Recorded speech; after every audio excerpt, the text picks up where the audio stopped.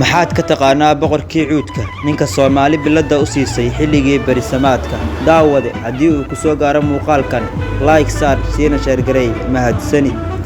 Maxamuud Ismaaciil Xuseen, oo ku magac dheeraa Xudaydi, waxa uu ahaa haldoor loo hibeeyay tumidda cuudka iyo kabanka.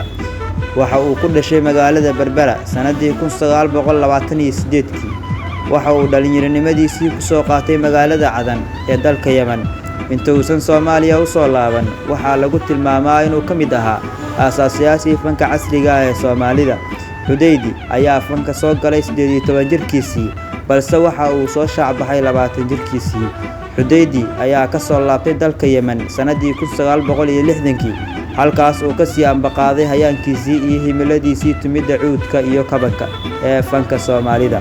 Boqorkii cuudka iyo kabanka Xudaydi ayaa tumay heeso badan. Haddii aan soo qaadano qaar ka mid ah heesaha uu tumay, waxaa ka mid ah heesta Laba Aabbo Wada Dhalay iyo Ubad Walaalo ah oo uu qaado fanaanka caanka ah ee Tubeec.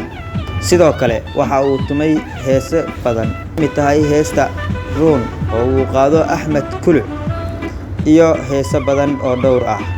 Dhibaatooyinkii soo maray dalka, burburkii xukuumaddii dimuqraadiga ah ee Soomaaliya darteed ayaa keentay inuu u baxo dibadda, deegaan cusub iyo dal shisheeye. Xudaydi ayaa waayihiisii ugu dambeeyay ee nolosha deganaa qurbaha, gaar ahaan dalka Ingiriiska oo uu ku geeriyooday Allaha u naxariistee.